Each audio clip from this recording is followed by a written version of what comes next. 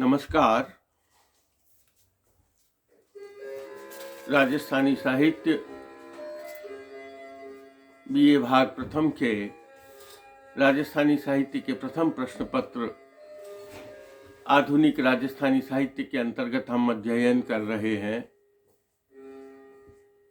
राजस्थान के कवि राजस्थानी पाठ्य पुस्तक के अंतर्गत हमने प्रथम कवि के रूप में लिया है कन्हैयालाल सेठिया को, और कन्हैयालाल सेठिया के 2 गीतों को हम पिछली कक्षाओं में देख चुके हैं। आज इनका हमारे पाठ्य पुस्तक में निर्धारित अंतिम और तीसरा गीत है, इसको देख रहे हैं।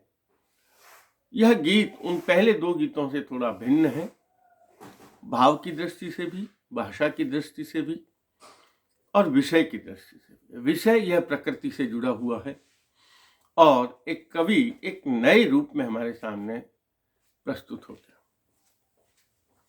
जहां पहले मानवता को सीख दी थी, मानव जीवन के महत्व को दिया था, उसके कार्यों की समीक्षा की थी, उसके कार्यों का महत्ता को प्रतिपादन किया था, वहीं इस गीत में प्रकृति का सुंदर चित्रण किया है।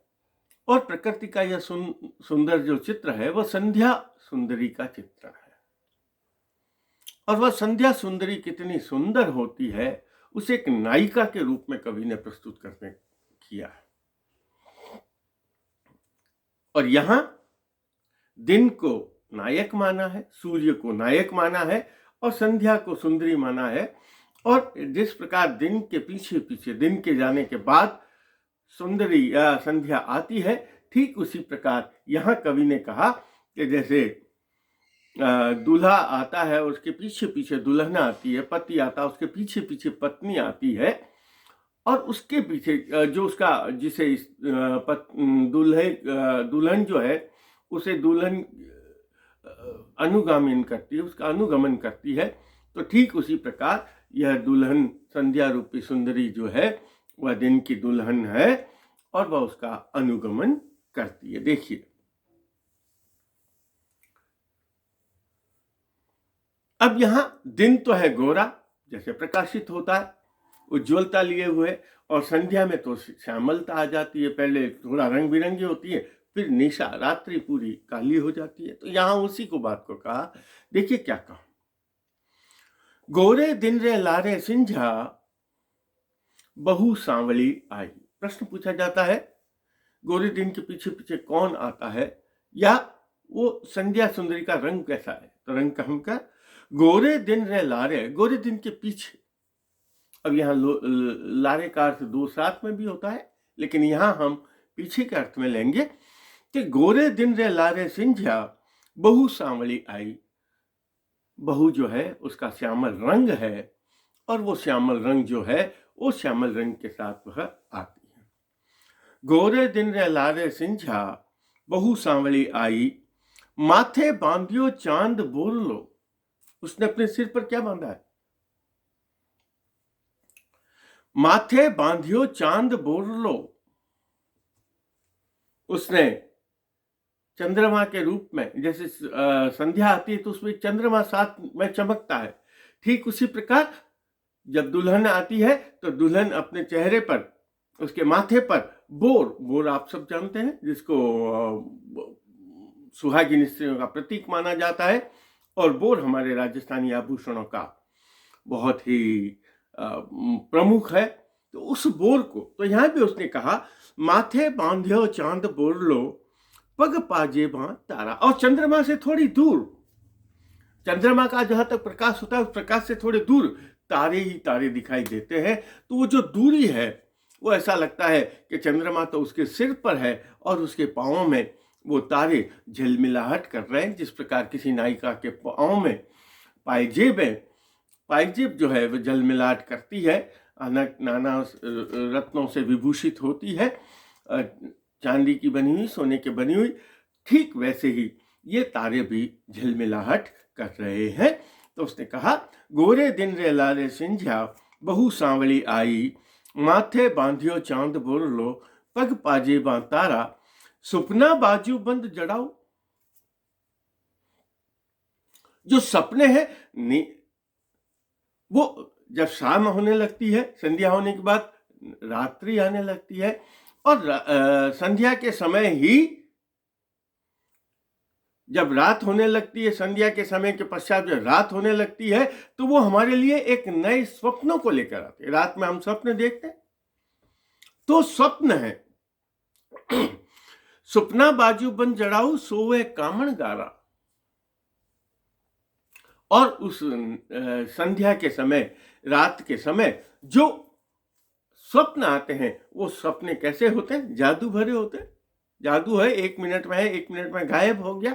तो यह उसने कहा सुपना बाजूबंद जड़ाऊ, वो उसके साथ आते हैं। बाजूबंद कहते हैं जो भुजबंद होता है बाहों में, तो उसके साथ आते हैं। तो उसने कहा सुपना बाजूबंद जड़ाऊ, जड़ाऊ यानी रत्नों से जड़ी हुए, सपना बाजूबंद जुड़ाऊ सोवे कामण गारा। सोवे का मतलब है शोभायमान होते हैं, अच्छे दिखाई देते हैं। सुपना बाजूबंद जड़ाऊ सोवे कामण गारा, गोरे दिन रे लारे सिंजा बहु सांवली आई।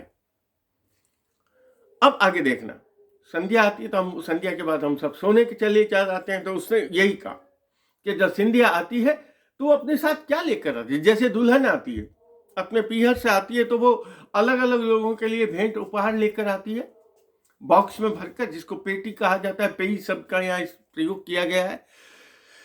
प्रश्न भी पूछा गया है, जो सांवली बहू जो आती है वह अपने साथ क्या लेकर आती है? तो उसने कहा सागे पेई भर नींदड़ ली, अपने साथ पेटी भर का पूरा बॉक्स भरकर नींद को लेकर आती है। पहले कहा स्वप्न है उसके साथ शोभायमान होते हैं, और स्वप्न कब आते हैं? जब हम नींद लेते हैं। तो उसने कहा सागे, सागे साथ में पेई, पेनी है पेटी, बॉक्स जो बक्सा जिसको हम कह सकते हैं। सागे पेई भर नींदड़ ली, नैन मोवनी लाई, आंखों को सुहाने वाली। नींद का सबसे ज्यादा असर हमारे आंखों पर पड़ता है। हम आंख बंद करके सो जाते हैं तो आंखों में भारीपन आने लगता है। तो उसने कहा वो हमारी आंखों के लिए क्या लेकर आती है? नींद लेकर आती है। सागे पेई भर नींदड़ ली, नैन मोवनी लाई, गोरे दिन रे लारे सिंजा बहु सांवली आई। यहाँ दिन का रंग गोरा बताया है, जैसे गोरा दूल्हा है और उसकी दुल्हन है वो काली है, सांवली है। तो उसने यही कहा गोरे दिन रे लारे सिंजा बहुत सांवली आई। अब जब वो बिल्कुल एक चित्र खींचना चाहता है, और वो चित्र कैसा है? जैसे नई दुल्हन आई तो नई दुल्हन को घेरते चलते हुए है छोटे छोटे बालक। तो वो छोटे छोटे बालक जैसे उसको दुल्हन को घेर कर उसके हंसी मजाक ठिठोली करते हैं, वो उनको कहा है वो देवर है। और वो शाम के समय दिखाई देते हैं। आप देखेंगे जब यहाँ सूर्यास्त होता है, और उस सूर्यास्त के समय जहाँ सूर्य अस्त होने को होता है, वहां रंग बिरंगे बादल आ जाते हैं। अलग अलग रंग के, भूरे रंग के, गुलाबी रंग के, नीले रंग के, वो रंग बिरंगे बादल आते हैं।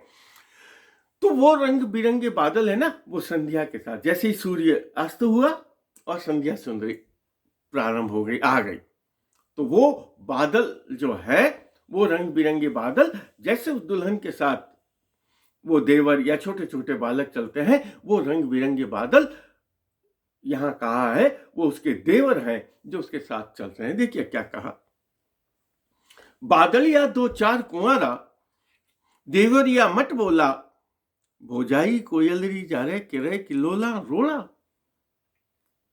और उसने क्या कहा, बादलिया दो चार कुंवारे, छोटे छोटे बच्चे जो अभी तक कुंवारे हैं, वो अपनी भाभी से हंसी ठिठोली कर रहे।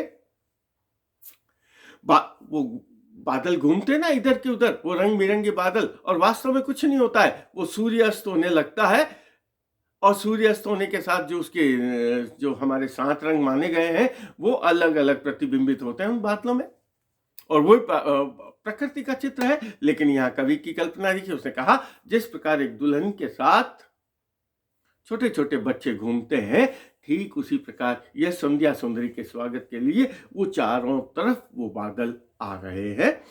बादलिया दो चार कुंवारा, देवरिया मट बोला। लेकिन जो है देवर तो रंग बिरंगे हैं, लेकिन भोजाई का रंग कैसा है, उस भाभी का रंग कैसा है देवर के? और भाभी कौन है? यहाँ है वो भाभी संध्या सुंदरी। उस संध्या सुंदरी का रंग कैसा है? काला सांवला। जो उसने क्या कहा? बोजाई कोयलरी जाई करे किलोड़ा रोड़ा। और वो बच्चे जो हैं वो अपनी काली काली जो भाभी है, उस नई दुल्हन है, उसके साथ हंसी ठिठोली कर रहे हैं। बादलिया दो चार कुंवारा,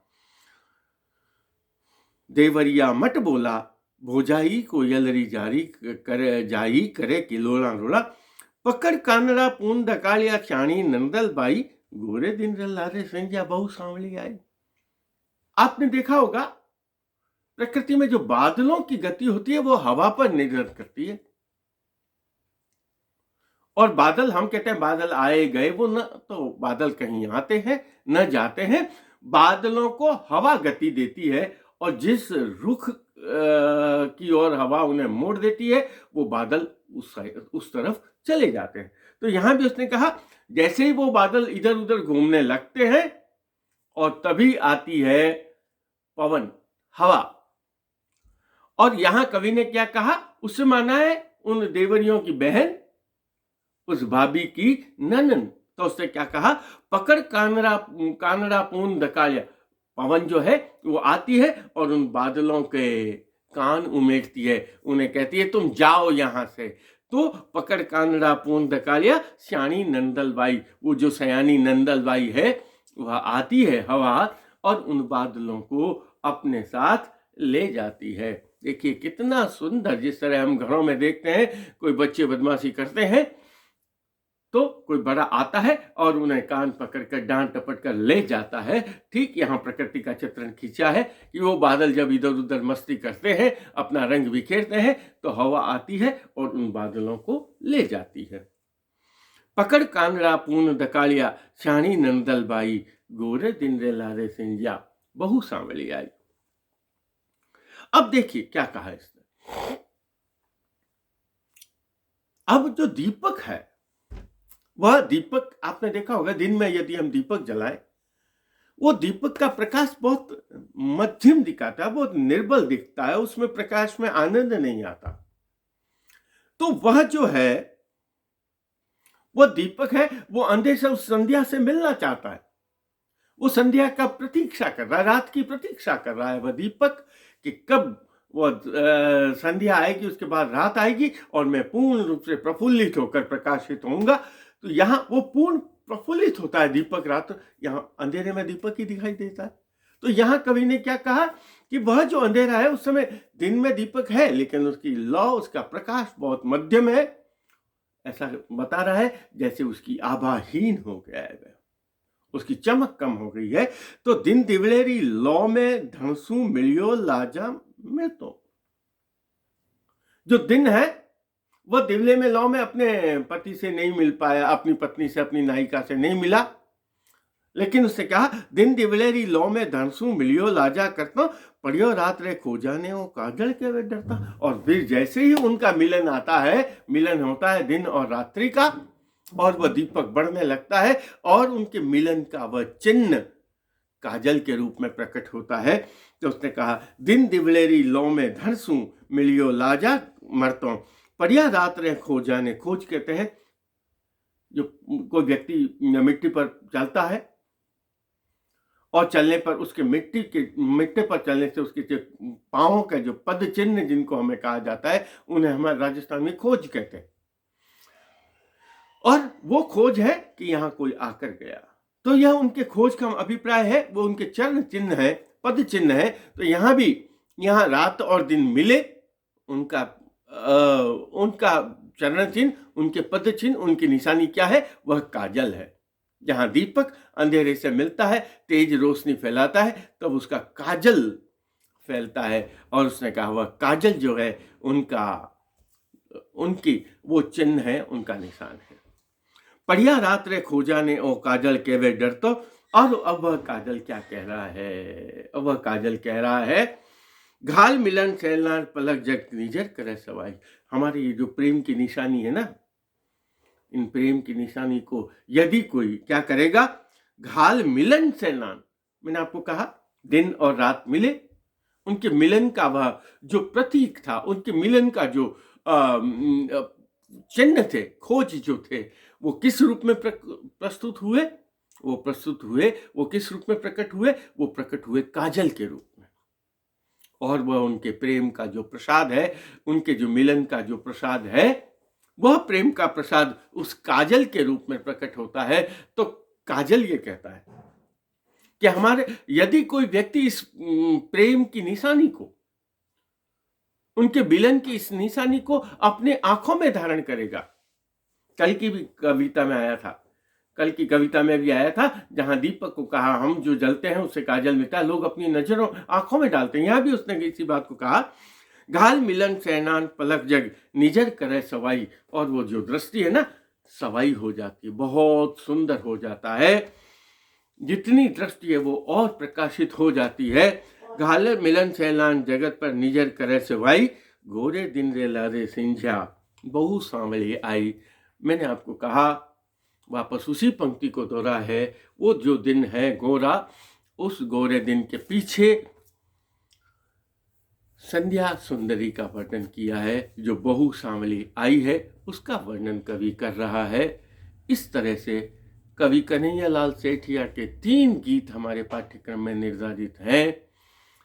इनसे संबंधित छोटे छोटे प्रश्न भी कभी कभी पूछे जाते हैं। उनकी महत्वपूर्ण रचना लील टांस रही है, जिन पर उनको केंद्रीय साहित्य अकादमी का पुरस्कार मिला, इन्हें पद्मश्री की उपाधि मिली, साहित्य अकादमी का उन्हें ज्ञानपीठ पुरस्कार मिला है। इस प्रकार से कन्हैयालाल सेठिया, जो मैंने आपको कहा, इनके जो 2 गीत हैं, धरती धोरारी और पातल और पीथल, ये महत्वपूर्ण रचनाएं रही हैं। इस प्रकार से भाव और भाषा की दृष्टि से ये तीनों गीत कवि कन्हैयालाल सेठिया के विशिष्ट गीत कहे जा सकते हैं। आज इतना ही। अब हम आगे के क्रम में हमारे जो पाठ्यक्रम निर्धारित कवि हैं गणेशी लाल व्यास उस्ताद, उसका हम अध्ययन अगली कक्षा में करेंगे। आज इतना ही। धन्यवाद।